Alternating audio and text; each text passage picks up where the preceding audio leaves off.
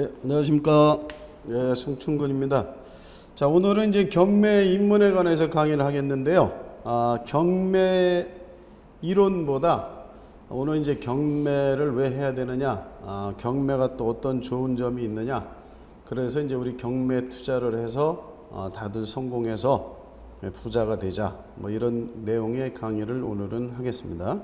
그래서 이제 오늘 강의할 목차는 여기 있듯이 경매 서론,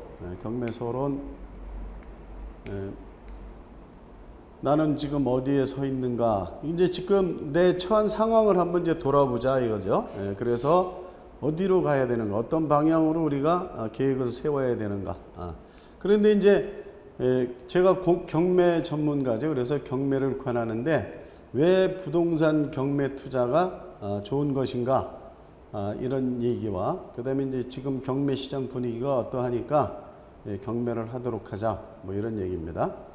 그 다음에 이제 경매를 하기로 우리가 결심을 했다. 그러면 경매를 하는데 어떻게 해야 되느냐? 그런데 경매를 하려면 권리 분석이라는 거를 할 줄 알아야 됩니다. 그래서 권리 분석을 어떻게 하냐? 권리 분석이라는 게 뭐냐? 그 다음에 경매 매수에 참가해야 되는데 경매 매수 신청하는 건 여기 입찰 참가도라 그랬죠. 매수 신청 참가도 어떻게 해야 매수 신청을 하게 되느냐, 이 얘기.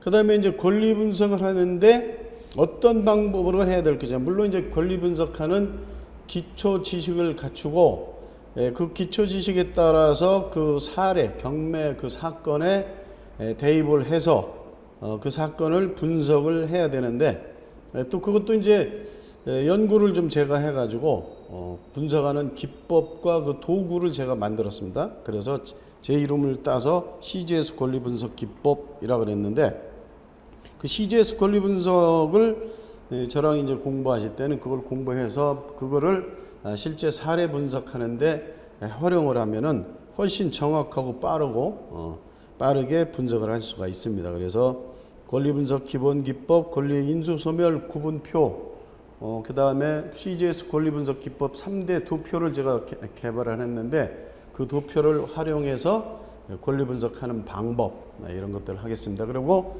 이제 그걸 가지고 권리 분석과 배당을 실제로 하는 이런 것을 샘플로 보여드리겠습니다. 그 다음에 이제 민사집행법과 경매는 민사집행법에 의해서 대한민국 법원에서 진행을 하는데 민사집행법과 경매의 관계는 어떠한 것인가 이렇게 한번 보도록 하고요. 그 다음에 이제 실제 사례, 강의는 이제 이 부분을 여러분들이 좋아하는 건데 경매 성공 사례와 실패 사례, 경매를 해서 투자 수익을 많이 올린 성공 사례. 그리고 이제 모든 일이 다 단점이라는 게 있죠. 그런데 그 단점을 우리가 알아서 극복을 하게 되면 실패를 줄일 수 있고 또 성공을 극대화할 수 있다. 그래서 성공 사례만 보여드린 게 아니라 실패하신 분들도 있다. 그래서 그 실패한 사례를 우리가 미리 알고 대처해서 우리들은 실패하지 말자. 그래서 성공 사례와 실패 사례, 이런 순서로 공부를 하도록 하겠습니다. 그러면 이제 금방 말씀드렸듯이 우리는 어디 서 있는가. 이게 이제 어떤 투자증권회사에서 이 그래프를 놓고 여기다 가방 들고 서 있는 신사분, 남자분을 여기다 그려놓고 나는 어디 서 있는가 이랬는데요. 여기서 이제 보면은 나이가 이렇게 들어가면서 나이가 이렇게 쭉 나이가 들어가죠. 이제 100세 시대가 이제 된다는데 뭐 인간이 120세까지 살 수 있다 그러죠. 뭐 100세 시대라 그러는데 120세까지 살 수 있대요.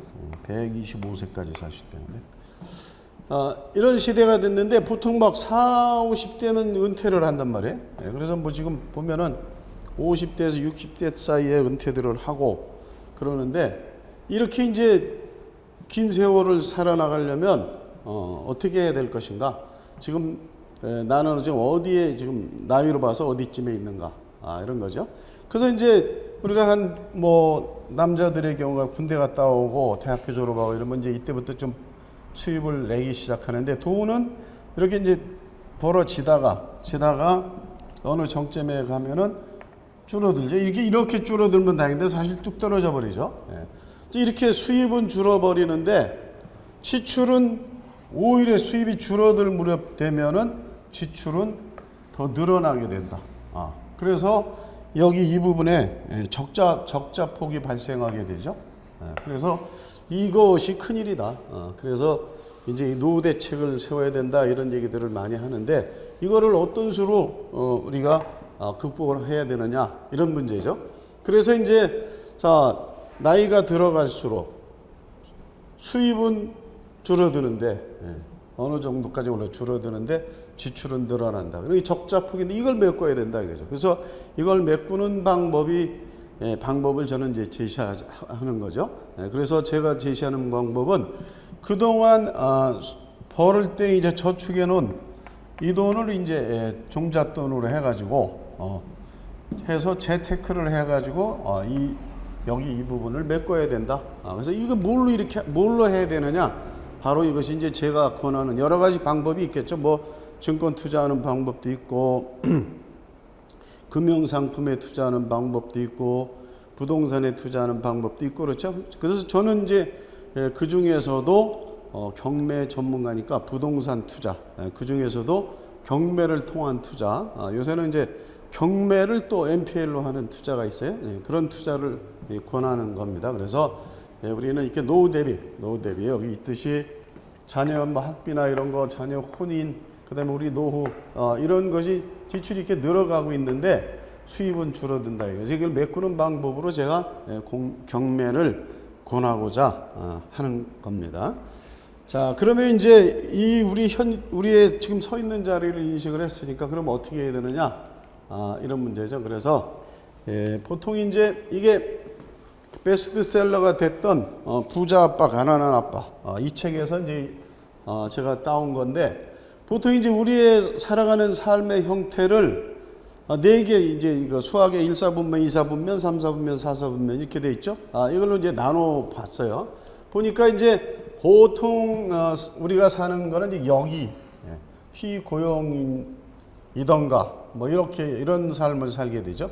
조금 더 하면 자영업을 한다든가 이렇게 사는데 이쪽의 삶을 살고 있는데 우리는 이쪽 삶을 지향해야 된다 이겁니다. 누구나 큰 사학가가 이렇게 되고 싶긴 하지만 큰 사학가가 누구나 될 수 있는 건 아니고 그래서 우리는 투자를 해야 된다. 재테크 투자. 그러니까 이제 아까 말씀드렸듯이 종잣돈을 이제 모아 가지고 해야 된다. 근데 이제 피고용인으로 사는 것이 뭐 나쁘다는 것도 아니고 자영업자가 나쁘다는 것도 아니고 사업가만 좋고 투자자만 좋으냐 뭐 그런 건 아니죠. 우리가 이제 피고용인으로 살면서 열심히 저축을 해가지고 그걸 종잣돈으로 해서 투자자가 되자 이겁니다. 이런 얘기고 물론 이제 자영업을 해서도 이 자체로도 돈을 벌 수 있지만 우리도 또 여기서도 돈을 모아가지고 투자를 해서 돈을 또 더 큰 돈을 만들자 뭐 이런 얘기죠. 그리고 이제 여기 자영업자나 사업가하고 이렇게 나눠놨는데 좀 다른 점은 여기는 직접 자기가 뛰어야 되는 거고 이거는 시스템화 돼가지고 큰 사업을 이제 물론 뭐 바쁠 때는 바쁘겠지만 시스템화 돼 있어서 자기가 뭐 일정 기간 동안 떠나 있어도 시스템이 돌아갈 수 있는 뭐 이런 사업가들을 말하는 거죠. 그래서 결국은 이제 어느 쪽에 있든지 이러한 삶을 지향을 해야 된다 이거죠. 왜냐하면 여기도 이제 자영업자 여기 전문가들도 여기 들어가 있다고 볼 수가 있는데 이 피고용이나 자영업자 전문가 이런 사람들은 이 돈을 버는 것이 결국은 시간과 바꿔야 되는데 시간이라는 것은 한정돼 있죠. 그래서 한정돼 있기 때문에 돈을 버는데 한계가 있다. 그래서 돈을 벌으려면 자본주의 사회에서는 투자를 해야 된다. 그래서 투자를 해야 된다. 이 투자하는 방법이 여러 가지가 있는데 그 중에서 저는 부동산 경매 투자를 권하고 있고 그 방법에 대해서 지금 말씀드리고 있는 거죠. 그래서 투자를 해야지 돈을 벌어주고 시간과 상관없이 투자 수익을 올리고 돈을 더 불릴 수가 있다 이거죠.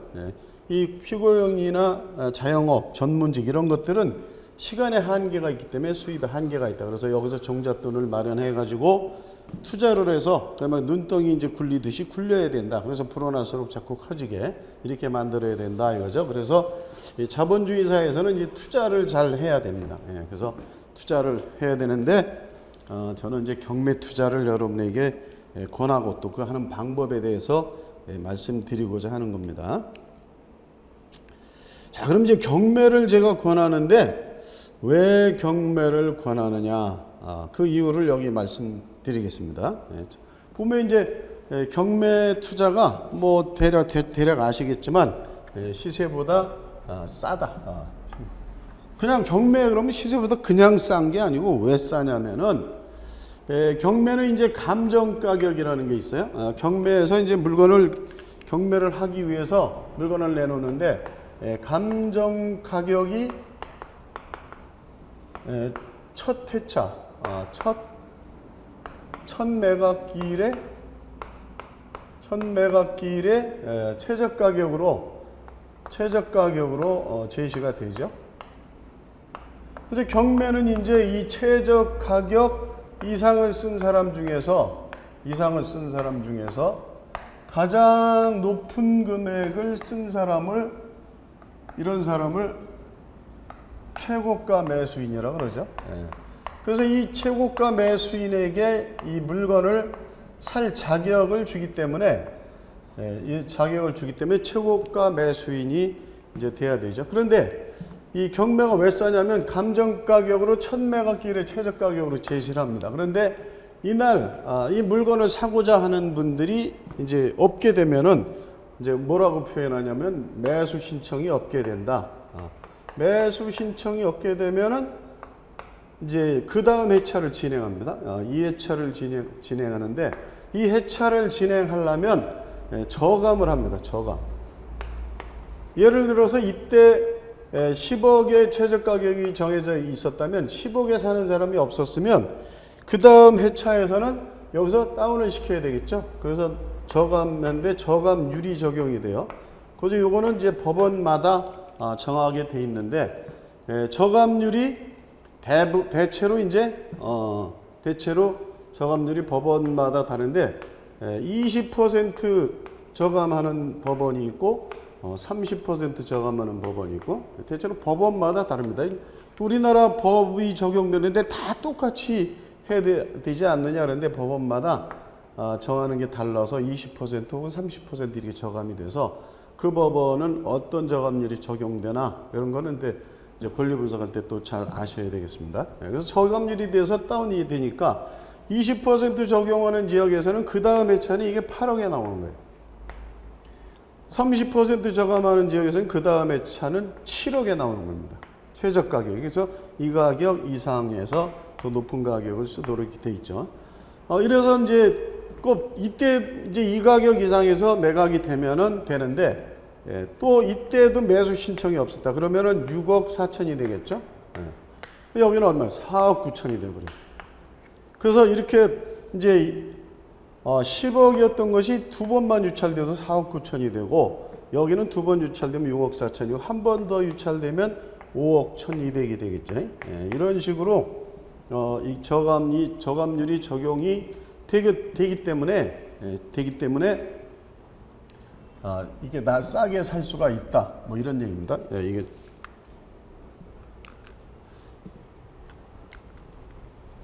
자, 그래서 이제 여기 이거 20% 저감률을 이제 이렇게 적어놨는데 20%, 자 이제 100%, 그 다음에 80, 그 다음에 64, 그 다음에 51.2, 40.9 이렇게 또 32.77 이렇게 떨어져 나가는데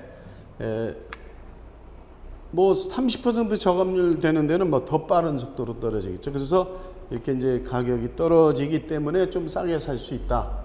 이런 의미에서 싸다 그런 거지. 자체가 처음부터 싸게 나온 건 아닙니다.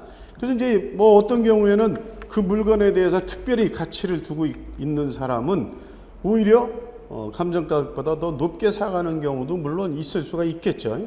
그런 경우도 있습니다. 근데 이제 일반적인 걸 말씀드리는 거고, 그래서 일반적으로 싸게 살 수 있다. 우리 투자하는 사람들은 싸게 사야 투자 수익을 올릴 수가 있겠죠. 그래서 이런 이런 제도가 있기 때문에 상해 살 수가 있다. 뭐 이런 얘기죠.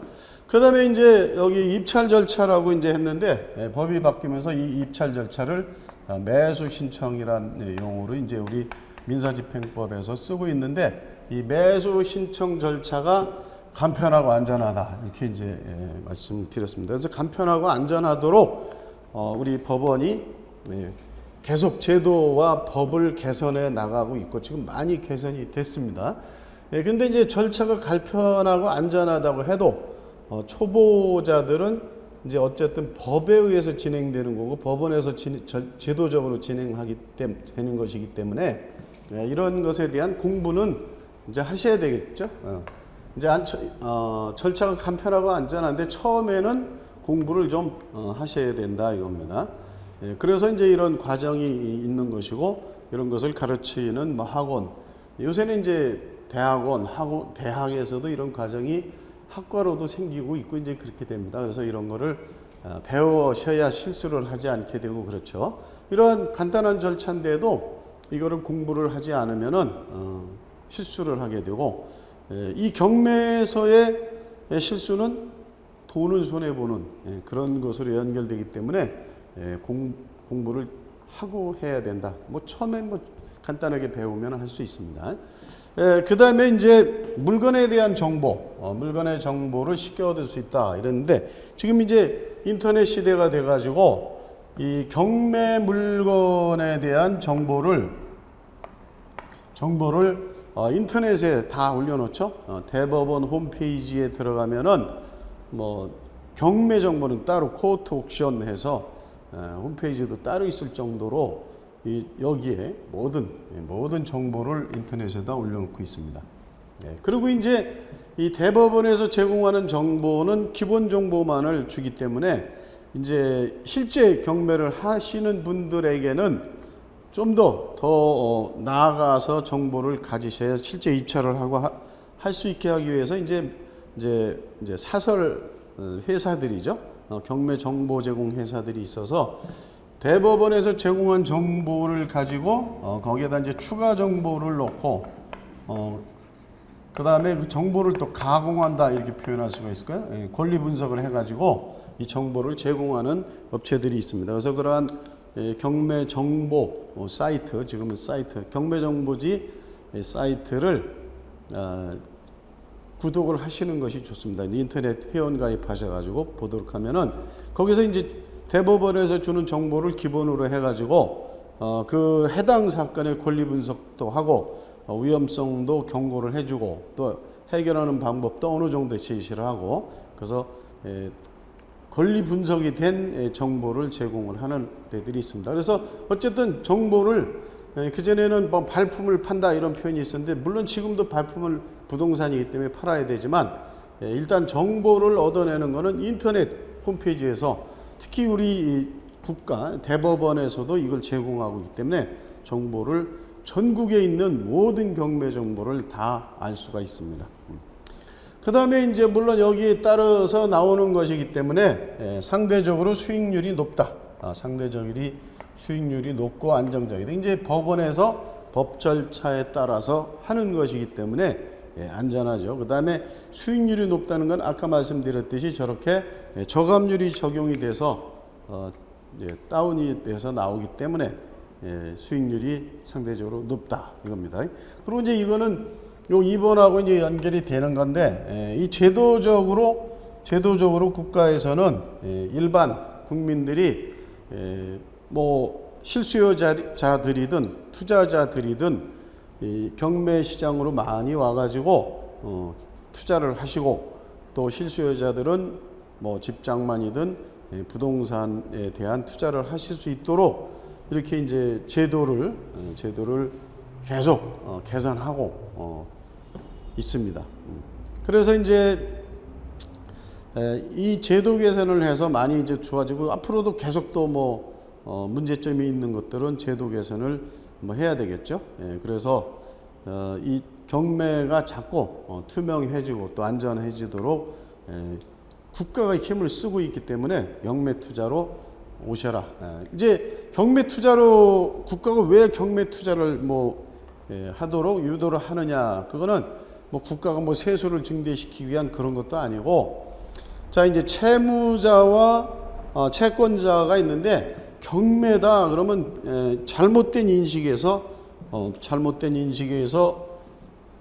경매를 하게 되면 누구에게인가 피해를 입히는 게 아니냐, 경매 투자를 해서 내가 수익을 올리면 누군가가 손해를 보는 사람이 있지 않느냐 이렇게 생각하는데, 그렇지 않습니다. 경매 투자는 모든 사람에게 좋은 일을 하는 겁니다.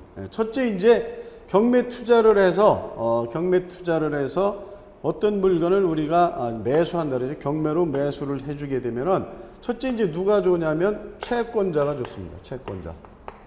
경매 채권자가. 왜냐하면은 투자자들이 많아져 가지고 조금이라도 많이 높아지면 투자자들의 수익률이 떨어져서 경매의 매력이 반감이 되는데, 그게 아니고 이제 어느 정도 좀 높이 사주면 채권자가 왜 좋죠? 채권 회수가 조금 더 잘 될 거 아닙니까? 채권 회수. 이 경매라는 것은 왜 하느냐면 채권자의 채권을 회수를 해주기 위해서 국가가 나서서 해주는 겁니다. 개인이 개인의 재산을 집행을 하게 되면은 이건 이제 흔히 쓰는 말로 자력구제가 되다 보면 개인이 개인을 강제 집행을 하다 보면 사회가 혼란해질 수도 있고 문제가 생길 수도 있어서 그런 거는 국가가 나서서 해주게 되는 겁니다. 그래서 이제 하는 건데, 경매 참가해서 여러분들이 이거를 매수를 해주시게 되면은 채권자가 채권 회수를 하는데 도움이 되고, 돈을 또 쉬운 표현으로 해서 한 푼이라도 더 받을 수가 있게 됩니다. 채권자들이 경매 넣어도 돈을 받고자 하는 돈을 다 못 받는 경우가 많은데, 경매 투자자들이 이렇게 많아져 가지고 좀이라도 높이 팔리면 채권 회수가 좋게 되겠죠. 그 다음에 이제 채무자한테는 해로울 것 같은데 채무자한테는 왜 좋으냐? 채무자는 빚을 한 푼이라도 더 갚게 됩니다. 그죠?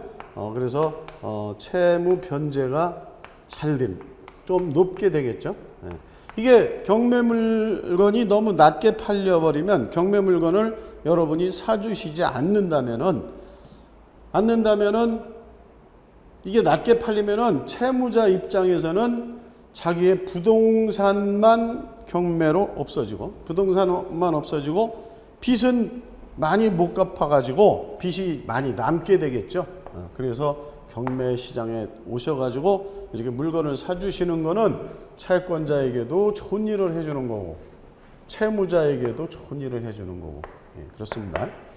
그 다음에 이제 국민들이 이제 이렇게 채권도 회수하고 채무자가 빚을 갚기 위해서 국가가 나서서, 즉 법원이 또 경매라는 제도를 만들어서 법원이 이걸 실시하는데 여기에 적극적으로 협조하는 훌륭한 일을 하게 되는 거죠. 그래서 경매에 참가한다는 것은 아주 굉장히 좋은 일을 하는 겁니다. 첫째, 자신의 수익을 올려서 좋고, 채권자가 채권을 회수하는데 도움을 줘서 좋고, 그 다음에 채무자가 채무를 변제하는데 도움을 줘서 좋고, 그 다음에 이제 국가가 나서서 이런 일을 하는데 여기 적극 협조하는 훌륭한 시민이 돼서 좋고, 이래서 이 경매에 참가하는 건 굉장히 훌륭한 일이다, 이렇게 말씀드릴 수가 있겠습니다. 자, 그 다음에 이제 경매를 제가 권하는 이유를 이제 설명을 드렸고, 다음으로 지금 왜 경매를 지금 또 제가 열심히 하시라 그러냐면, 이 자료는 이 아랫부분을 보시죠. 이 아랫부분을 보시는데, 여기에 보면 이제 지금 금리를 낮춰주고 있습니다.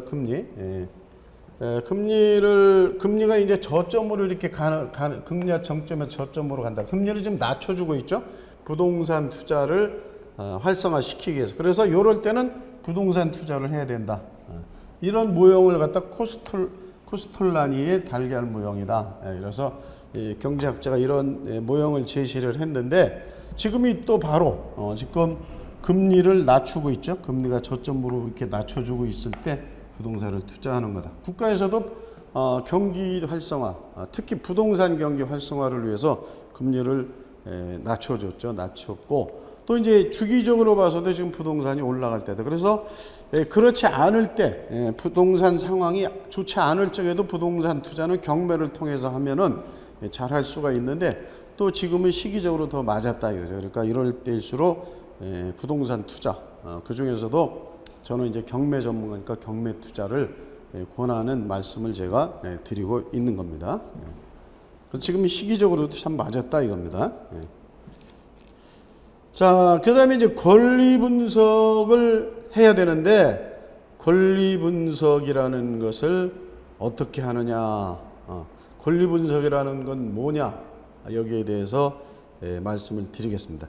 이 권리 분석이라는 말 자체가 이제 생소하시죠? 권리 분석이라는 거는 권리를 분석한다. 그런데 이제 좀 더 풀어서 말하면 경매 사건의 이해관계인들의 권리를 분석해서, 그러니까 부동산 경매 대상 물건, 매각 대상 물건의 그 부동산에 있는 이해관계인들의 권리를 분석해서 사건의 내용을 파악한다.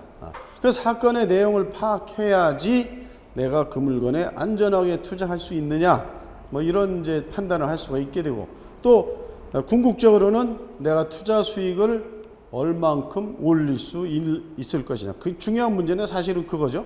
근데 투자 수익을 올려야 되는데 안전하게 올려야 된다. 그 안전하게 올리기 위한 행동이, 앞서서 해야 되는 행동이 권리 분석이다 이거죠. 그래서 권리 분석은 물론 서류상, 즉 이론상 할 수도 있고 현장 분석도 해야 되고 그렇습니다. 그래서 그런 걸 합쳐서 하는 것을 넓은 의미에서 권리 분석, 좁은 의미에서는 서류상, 법률상 분석하는 것도 권리 분석. 근데 그것만을 권리 분석으로 이게 생각하는 분들도 있는데, 넓은 의미의 전체적으로 현장 분석, 뭐 이런 거까지 포함해가지고 물건의 뭐 가치 분석 물론 해야 되고, 그래서 이제 이 물건을 경매로 매수함으로써 수익을 얼마 올릴 수 있느냐, 이런 것까지 이제 하는 것이 넓은 의미에서 다 권리 분석이다. 그러니까 권리 분석을 그래서 이제 다시 정의를 하면은 부동산 활동이 뭐냐? 부동산을 사고 판다든가 부동산을 임대한다든가 임차한다든가 하여간 부동산에 관한 법률 행위를 하는 데 있어서 안전하게 하기 위한 사전 작업, 거기다 더 좀 강조하자 한다면 필수적으로 거쳐야 되는 사전 작업이 권리 분석이다. 그러니까 부동산 활동을 안전하게 하기 위해서 해야 되는 필수적인 활동이 권리 분석이다 이거죠. 여기 그래서 교재에도 보면 권리 분석이란 경매 사건의 내용을 파악하여 이해관계인들의 권리를 분석함으로써 입찰가를 분석하고 대응 전략을 수립하는 것으로 절차 분석 및 수익성 분석까지 포함한 그런 것을 말한다. 그래서 권리 분석의 중요성, 권리 분석의 중요성은 뭐냐? 법원 부동산 경매 절차에 참가해서 투자 수익을 올리고자 한다면 권리 분석을 잘해야 된다. 경매가 수익은 많이 올리지만 조금 위험하다, 뭐 이런 말들이 있는데, 위험하다, 거기에 걱정이 되신다면 그 위험성을 제로로 할 수 있는 방법이 있다. 그게 뭐냐? 철저한 권리 분석이다 이거죠. 철저한 사전 권리 분석, 그것을 하면은, 그러니까 이제 고수익을 올리면서 안전하게 할 수 있는 게 경매죠. 그게 먼저 전제 조건이 뭐냐? 권리 분석을 잘하면 된다, 그 얘기죠. 자, 그럼 권리 분석을 잘 하려면 어떻게 해야 되느냐? 물론 이 강좌를 잘 들으셔야 되겠죠. 그런데 이제 말씀드리면은 경매 전반에 관한 이해가 다 돼 있어야 된다. 경매 전반에 관한 이해가 돼 있어야 되니까 뭐예요? 경매에 관한 사전 공부를 좀 해야 된다. 모든 일에 사람들이 미리 뭐 좀 해라. 여러분, 그게 이제 어렵고 지루하니까 힘들어하고 그걸 싫어하는데, 좀 적극적인 마음을 가지고 조금 어렵더라도 열심히 하고, 또 아니면 재미있다고 생각하고 하면은 더 잘하게 됩니다. 여러분들도 잘 알고 계시는 얘기지만 공자님도 말씀하셨어요. 뭐 잘하는 사람보다 좋아하는 사람이 이긴다고. 그러니까 경매를 아주 나는 경매를 굉장히 좋아해. 이렇게 생각하면서 경매에 대한 공부를 열심히 하시면은 아주 열심히 그냥 공부하는 사람보다 좋아하는 사람이 이긴대죠. 그러니까 좋아하면서 열심히 하면은 훌륭한 경매 투자 전문가가 되시리라고 봅니다. 그래서 경매 전반에 관한 이해가 있어야 된다. 경매 공부를 좀 하셔야 된다. 책도 좀 한 권 정도 읽고 이 강좌, 특히 이 강좌를 열심히 들으셔가지고 경매를 잘 하실 수 있도록 이렇게 하셔야 된다 이겁니다. 자, 이제 경매 전반에 관한 이해, 이렇게 경매 이런 강좌를 잘 들으시고 또 책도 한 권 정도 택해서 읽으시고 그 다음에 이제 경매 사이트도 이제 회원 가입을 해서 이제 보시고 이렇게 하면서 또 경매에 관한 흥미를 가지고 공부를 열심히 이제 해 놓으셔야 된다 이겁니다. 그 다음에 이제 경매는 절차법에 의해서 하는 거예요. 절차법으로 하는 건데 이 절차법 법이 절차를 정해놓은 법이다 이겁니다. 뭐 실체법 그럼 민법 이런 거는 실체법인데 민법에 관한 문제를 다루는 것은 절차법, 민사소송법에서 다루죠.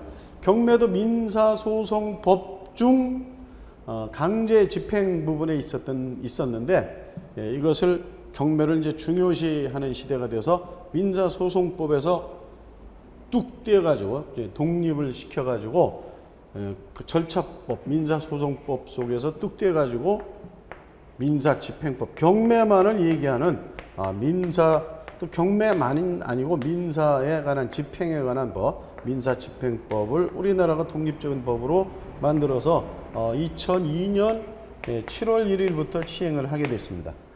이 날이 공교롭게도 우리나라가 4강에 들어간 걸 기념해서 하루 쉬어준 날이죠. 이 대통령이 특별히 하루 놀려준 날이 있었는데 바로 이 날이죠. 이날 우리 민사집행법이 최초로 시행된 날입니다. 그래서 이러한 절차법, 민사집행법에 의해서 경매가 진행이 되는데 이 구체적인 종합 절차를 흐름에 따라 쫙 기억하고 있어야 된다 이겁니다. 그 전에 이제 요새는 뭐 전자계산기가 있어가지고 없어졌는데 전자계산기보다도 훨씬 빠른 분들이 있죠. 뭐 암산으로 다 하는 분들 이 칠판 가득 막 숫자를 딱 써놓고 이걸 더하기 하라면 쫙 읽고서 딱 답 쓰고 곱하기 하라면 곱해서 딱 답 쓰고 이런 분들인데 이건 뭐 컴퓨터보다도 더 빠르고 그런데 그런 분들은 머릿속에 수판, 주산, 수판이 있대잖아요. 그리고 이게 딱 읽으면 오서 다다다닥 계산이 된대요. 그게 이제 훈련에 의해서 된다 그러더라고요. 근데 그렇듯이 경매도 잘하려면은 이 절차도 제가 잠시 후에 보여드릴 건데 경매 절차도가 여러분의 머릿속에 있어야 된다. 그래서 이 사건은 지금 내가 산 이 구체적인 뭐 2014 타경 1000번이다. 그러면 그 사건은 지금 내가 경매에 참가했는데 절차가 어디까지 가고 있다. 어떻게 흘러갈 것이다. 그리고 이제 열차로 제가 이제 이걸 비유했는데 열차는 궤도에 따라서만 쭉 가는데 이 경매 절차는 기본 틀 절차는 궤도에 따라 가져오지만 가면서 뭐 이런저런 사유로 쉬었다가도 가고 뭐 또 빨리 가기도 하고 정상적으로 가기도 하고 뭐 이렇습니다. 그래서 이제 열차하고는 이게 그런 면에서 좀 다른데 어쨌든 열차가 어떤 궤도를 따라가듯이 이 경매 절차도 기본 틀 흐름에 따라서 이렇게 흘러갑니다. 그러면서 이제 쉬었다 가기도 하고 뭐 빨리 가기도 하고 뭐 이렇게 되고 또 이제 가다가 말기도 하고 뭐 이러는데 그래서 이제 열차가 가는 거하고는 비슷하면서 다른 점이 있네요. 그런데 이 절차를 흐름을 잘 알아야 된다. 그래서 잘 모르는 분들은 경매 절차를 아주 무시하는데 경매는 절차법이기 때문에 절차가 굉장히 중요하고 그거를 잘 활용하느냐에 따라서 수익을 더 올릴 수도 있고 또 특히 실패를 방지할 수가 있습니다. 그래서 그런 걸 잘 알아야 되기 때문에 흐름에 따라 잘 기억하고 있어야 된다. 그 다음에 이제 민사집행법 용어에서는 이거 입찰 참가 여부를 매수 신청이라고 하는데 매수 신청 전과 후로 나눠서 매각 부동산에 대해서 철저히 내용을 파악하고 대응 전략을 수립한다. 근데 하여간 전에 철저한 분석을 해야 되겠죠? 그래야 이제 실수를 하지 않고 이 사놓고도 이 후에 또 분석하라 이거보다 후에는 주로 이제 대응 전략을 그 경매로 매수한 그 부동산을 점유하고 있는 사람 혹은 그 부동산의 뭐 이해관계인 뭐 소유자를 포함해가지고 채무자를 포함해서 이런 사람들이 또 대응을 하게 됩니다. 그래서 저는 경매는 게임이다 이렇게 말하는데 이 경매 투자는 장기 두는 게임 것 같아요. 장구 나오면 멍군할 수도 있어야 되고 저 사람이 뭐 이렇게 뭐 말을 움직였다 그러면 이쪽에는 뭐 포를 어떻게 움직여야 되고 이렇게 하듯이 대응 전략을 잘 짜야 됩니다. 미리 예상을 해놔야 되죠. 또 뭐 예상이 달라질 수도 있지만 하여간 거기에 반응하는 데 따라서 장기 두듯이 게임하듯이 대응 전략을 잘 수립해 놓고 거기에 적절하게 대응을 잘 해야 경매 성공을 할 수 있다 이겁니다. 권리 분석 잘 하려면 하는 얘기를 하고 있는 겁니다. 첫째 어떻게? 경매 전반에 관한 이해가 있어야 된다. 그 다음에 구체적인 종합 절차를 흐름에 따라서 아주 머릿속에 틀을 딱 기억해 놓고 있어야 된다. 뭐 한 번만 기억해 놓으면 평생 가는 거죠. 그 다음에 이제 매수 신청 전과 후로 나눠서 이제 사기 전에는 이제 전반적인 분석은 물론 다 해야 되지만 사기 전에는 이렇게 해서 이 물건을 사고 그러니까 이제 매수 신청에 참가하고 이거 성공하게 되면 뭐가 되냐면 최고가 매수인이 되는 거죠. 최고가 매수인이 되고 이 사람이 법원으로부터 허가를 받으면 매수인이 되고 이 그때마다 자기가 해야 될 일이 무엇이고 그리고 염두에 둬야 될 일이 무엇이고 이런 것들을 그때 알아야 되고 그때 실천해야 되고 법원서 명령하는 거에 대해서 또 적극 즉각 수행을 해야 되고 뭐 그렇습니다. 그래서 이런 거를 잘 수립해야 된다. 구체적 심층적인 권리 분석을 이제 철저히 또 해야 되는데 이런 건 이제 심화 과정에서 또 공부를 할 겁니다. 그런데 실제 하나의 사건을 가지고 철저히 분석하는 기법을 뭐 연습을 또 해보기도 하고 어떤 사례를 가지고 해보기도 하고 이제 실전을 또 해야 되는데 실전을 연습으로 한다고 해서는 안 되겠죠. 실전을 철저히 잘하고 실전을 해야죠. 물론 실전으로서 이제 익히게 되는데 아까도 말씀드렸지만 경매는 실수를 했다. 이러면 바로 돈하고 관련이 돼 있기 때문에 가능하면 실수를 하지 않아야 된다. 다시 강조하지만 실수하지 않는 방법은 철저한 권리 분석을 해야 된다. 이겁니다. 그 다음에 이제 이 신층적인 실제적인 권리 분석을 잘하는 방법을 여기 나열하는 건데 각각의 이해관계인들의 권리를 정확히 파악한다. 그 물건 내가 사는데 물건만 알으면 되느냐 그렇게 생각하는데 경매 권리 분석은 바로 일반 매매와 그런 것이 다르다 이거죠. 그 사건의 이해관계인들이 또 어떻게 대응을 하기 때문에 그 이해관계인들이 어떤 대응을 할 수 있는 사람인지 어떤 대응을 할 수 없는 사람인지 그리고 어떤 대응을 할 수 있는 사람이 어떻게 했는지 그럼 거기에 내가 어떻게 대응을 해야 되는지 이런 거를 철저히 파악해야 됩니다. 그래서 이런 것들을 잘 할 줄 아셔야 되고요. 그 다음에 이제 중요한 게 돈 얘기죠. 우리가 이제 물론 이제 돈 이러면 좀 뭐 해가지고 투자 수익 수익 이렇게 표현하고 그러는데 하여간 돈을 벌자고 하는 얘기인데 그때는 이제 중요한 것이 싸게 사가지고 싸게 사서 수익을 살 때부터 올리고 또 그 산 것을 또 어떻게 이제 더 투자 수익을 올리는 거는 또 이제 다른 부분에 강조가 되겠죠. 그래서 그건 그쪽으로 넘기고 우리는 하여간 가격 분석을 또 잘해서 입찰 가격을 예상하고 그리고 이제 이 돈을 가지고 이 이해관계인들이 얼마씩 받아가는지 그 사람들이 얼마씩 받아가는 건 우리가 왜 알아야 되느냐? 그 부동산을 점유하고 있는 이해관계인들이 배당을 잘 받아간다면 명도가 굉장히 쉽겠다. 물건의 인도를 받는 것이 굉장히 쉽겠다. 이런 걸 예상할 수가 있고 거기 있는 사람들이 피해를 많이 봤다. 요새 뭐 상가 권리금에 대해서도 이제 국가가 이제 보호하기 위해서 새로 이제 이제서 하는 겁니다. 벌써 했어야 되는데 법을 만들려고 지금 이제 노력 중이고 곧 이제 일단 나오겠죠. 물론 이제 나오면 또 나오면 시행을 하죠. 그럼 또 거기서 여러 가지 또 문제점을 발견하면 또 개정을 하고 이렇게 해서 이제 발전이 해야 되는데 그 배당 금액까지 알아야 되는 이유가 그 물건에 점유하고 있는 사람들이 피해를 안 입어야 우리가 명도하기가 쉽겠죠. 그 사람들이 피해를 입는다. 그러면 명도가 좀 어렵습니다. 그 사람들이 피해를 입는다고 해서 경매로 산 우리가 잘못은 전혀 아니죠. 전혀 아니지만 어쨌든 또 사람과 사람 사이의 일이기 때문에 피해 본 사람들은 좀 명도를 좀 어렵게 만드는 경향이 있다. 그래서 그런 것들도 미리 분석을 하고 분명히 어렵게 만들 사람이 있다 그러면 법적으로는 그 사람들에 대해서 어느 정도 보상을 해줄 의무는 전혀 없지만 그래도 어느 정도 해야 될 것을 예상을 해서 그거를 매수 신청 가격에 반영을 해야 명도할 적에 명도를 부드럽게 해낼 수가 있습니다. 그래서 배당 금액까지 알아보는 겁니다. 그 다음에 잔금 납부 후 명도 문제까지 예견할 수 있는 그 기법, 요거는 이제 제가 개발한, 그래서 제 이름자 이니셜을 따가지고 CGS 기법 이렇게 했는데 CGS 기법을 공부를 하시게 될 겁니다. 그래서 이렇게 이제 권리 분석을 공부를 해야 된다. 그리고 권리 분석을 왜 잘해야 되느냐, 이런 것을 말씀을 드렸습니다. 그래서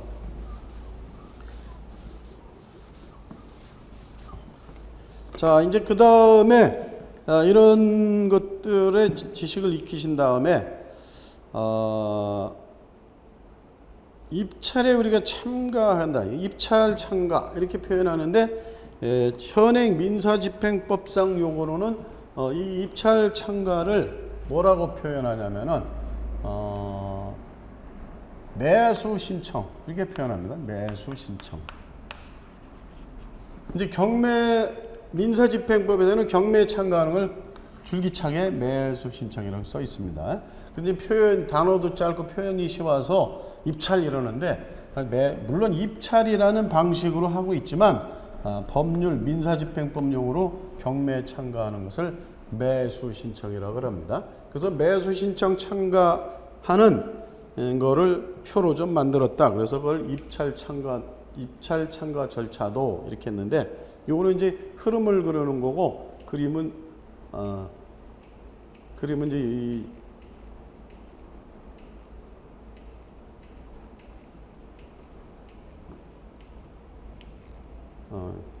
입찰 참가 절차도는 이따 찾아서 제가 또 보여드리겠습니다. 그래서 그 입찰 참가 절차도에서는 그때 공부를 하시기로 하고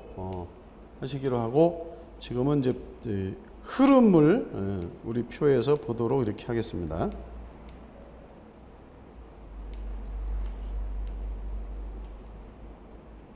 자, 이렇게 이제 크게 본 겁니다. 구체적으로 자세히 보는 거 아니고 크게 매수 신청을 어떻게 하느냐. 자, 법원이 이제 공고를 이제 하게 됩니다. 여기까지도 이제 구체적인 절차에서는 법원에서 공고까지 할 단계가 되면 경매가 벌써 많이 진행이 된 건데 요 입찰 매수 신청 참가하는 부분만 잘라서 이렇게 흐름을 설명을 드리면 법원이 이제 법원 입장에서는 입찰에 붙인다 이걸 매각한다 이렇게 표현합니다. 매각. 이 매각할 부동산의 내용을 매각기일로부터 역산을 해가지고 그러니까 미리 공고를 해야 되겠죠. 그러니까 매각기일로부터는 역산을 해야 되겠지. 역산해서 20일 전에서 14일 전 사이. 그러니까 이렇게 되겠죠. 이게 이제 매각기일이 여기 매각기일이다. 그럼 매각기일이 예를 들어서 뭐 오늘이 27일이다. 그러면 27일부터 역산해 가지고 20일 전. 그러니까 7일이죠. 7일. 7일 전부터 20일 전이니까. 그렇죠? 그리고 이제 늦어도 14일 전. 그러면 어디요? 14일. 요거 14일. 그래서 요 때까지 늦어도 요 날로부터 14일 전. 이거 13일이네. 13일 안에 공고를 해야 된다. 2주 전에는 해주. 그러니까 3주 전부터 2주 전 이렇게 이제 보시면 되겠어요.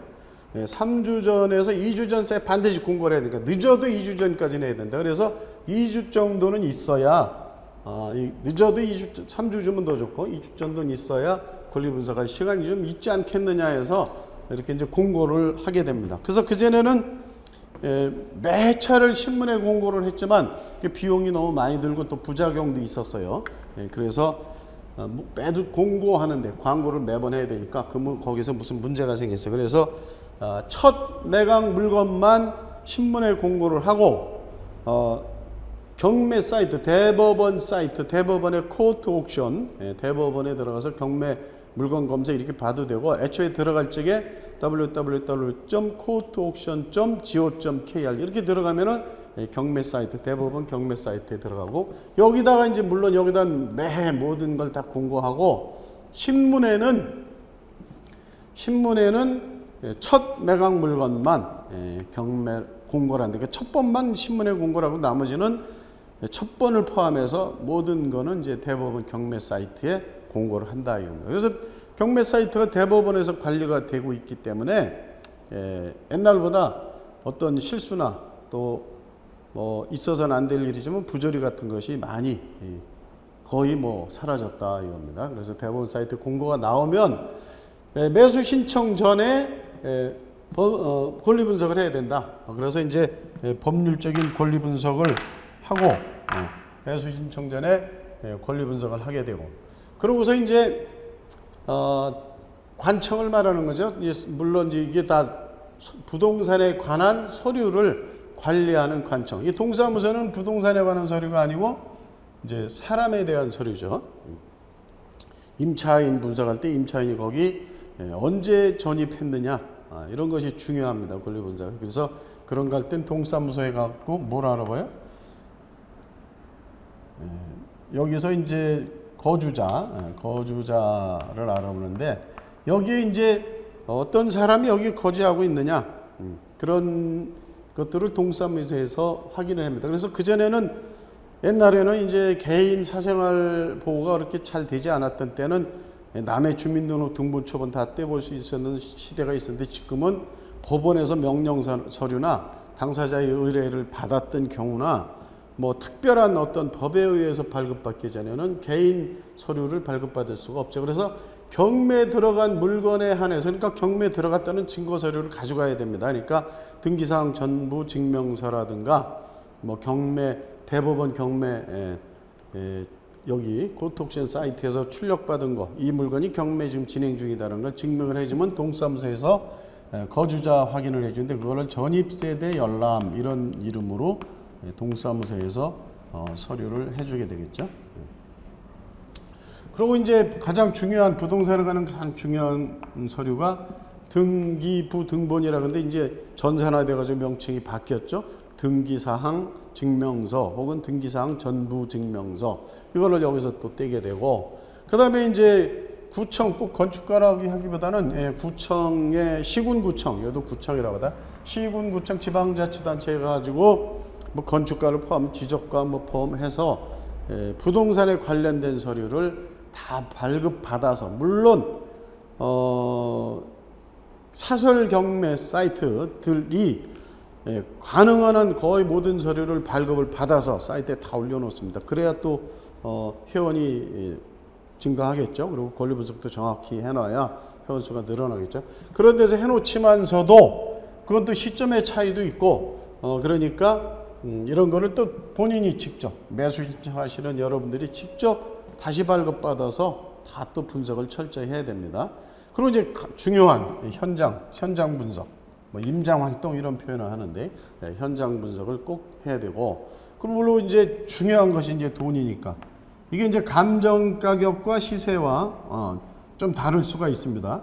물론 감정을 평가하는 전문가인 감정평가사가 평가한 금액으로 경매가 진행되기는 하지만, 그래도 이제 시점의 차이가 특히 있습니다. 감정한 시점과 지금 우리가 사고자 하는 이때 시점, 그리고 미래가 어떻게 될 것인가, 이런 것까지 포함해서 이 가격을 우리가 알아봐야 된다.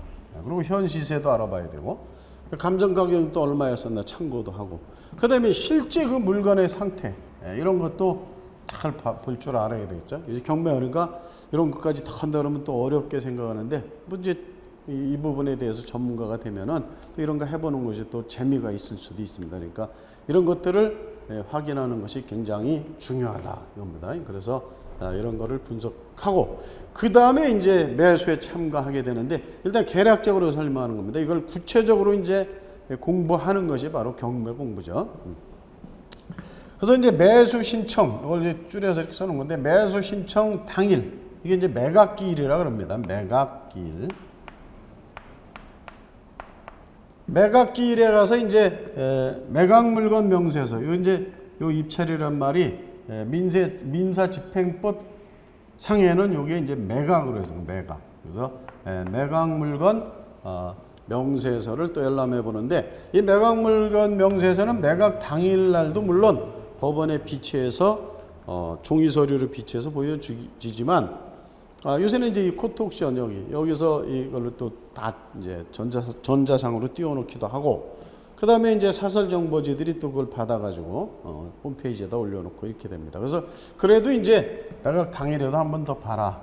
그래서 요거는 또 좀 문제가 있을 수 있습니다. 이게 이제 전문가들은 작전이 노출되기도 뭐 하니까 철저히 분석이 되고 당일날 꼭 봐야 될 필요성이 있는 거 보지만 이제 자기네 판단으로 그렇지 않은 것들은 그날 또 열람 안 하기도 합니다. 왜냐하면 어떤 물건은 그날 누가 열람하더라 이렇게 보면은 저 사람 나도 저 물건에 관심이 있었는데 저 사람도 저걸 열람하네. 그럼 저 사람도 관심이 있나 보다. 그래서 이제 작전이 노출될 수도 있고 또 경쟁 같은 게 어느 정도 침작이 될 수 있고 이러기 때문에 하여간 뭐 상황에 따라서 입찰 당일날 하는 것이 좋은데 뭐 안 할 경우도 있고 그렇습니다. 작전상. 예. 자, 그런데 이제 매수 신청은 이제 10시에 경매 법정은 거의 10시에 개정하고 특별한 어느 법정만 10시 30분에 개정을 하는데 대체로 10시에 개정을 하고 이제 주의사항을 집행관이 낭독을 합니다. 어떤 뭐 법원은 잘하고 있던데 집행관이 낭독하는 거를 아주 또렷한 목소리로 아름다운 목소리 여성 성우로 녹음해서 틀어주기도 합니다. 그러면 그렇게 하는 경우도 있지만 하여간 주의사항을 말한 다음에 매수 신청을 받습니다. 그래서 대략 한 1시간 정도 받는데 요것이 이제 그전에는 거의 뭐 10시에 개정하는 법정은 10시 10분경부터 매수 신청을 받아가지고 11시 10분에 마감을 하는 것이 일반적이고 그거는 법원마다 또 융통성이 좀 다르기 때문에 이 시간 놓쳐서 매수 신청하는 기회를 놓치지 않도록 입찰 마감 시간이 언제인지를 잘 알아서 주의해서 그 안에 매수 신청을 꼭 해야 되겠죠. 그리고 이제 여기서 열람하는 거를 중요하다 이렇게 표현을 했는데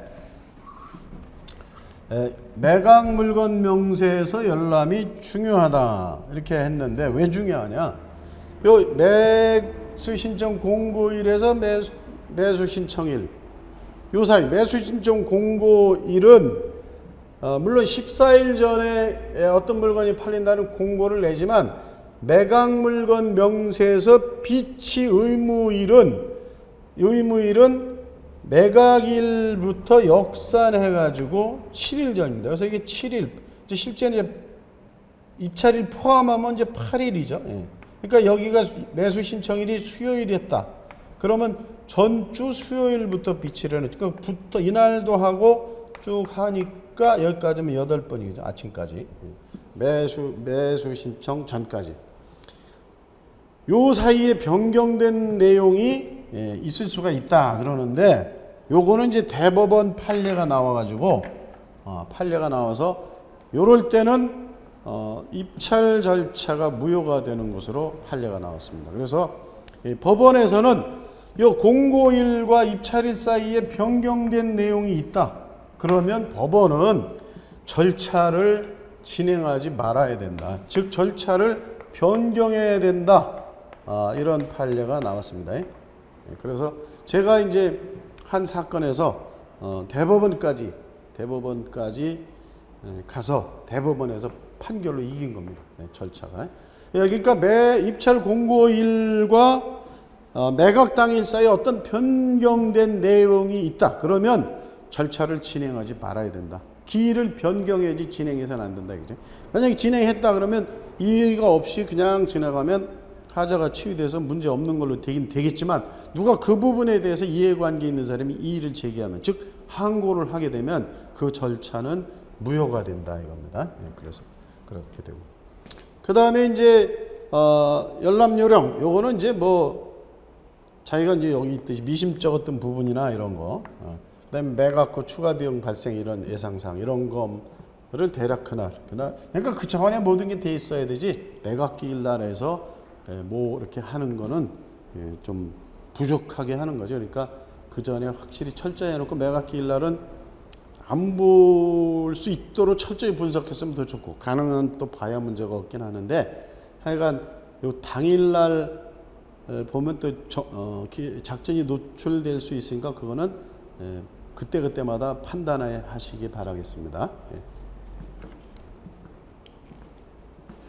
요거는 이제 뭐 권리 분석 샘플을 보여드리는 건데 오늘 이제 이런 입문 강좌, 유도하는 강좌에서는 구체적으로 하지는 않고 이제 분석을 해야 된다는 의미로 해놓은 건데 뭐냐면 권리 분석을 제대로 못 해가지고 대항력 있는 임차인이 있는데 그런 걸 모르고 샀다가 대항력 있는 임차인을 물어주게 돼서 수익이 없던가 손해를 볼 수도 있으니까 조심해야 해라.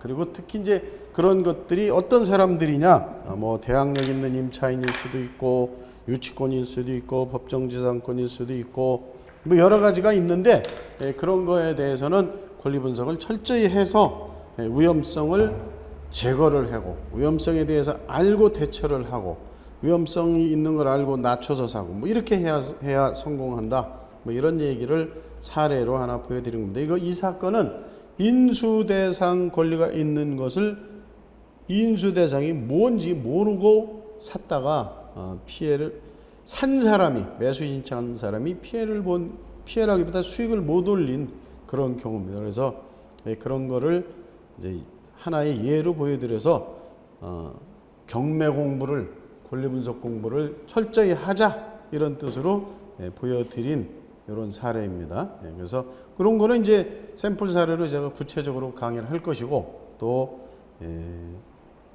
이제 여러 가지 사례를 하면서 또 철저히 공부할 겁니다. 자, 이제 그러면 요 사례 내용 얘기였고 요것도 이렇게 해서 잠깐 휴식을 하고 다음 시간을 진행하도록 하겠습니다.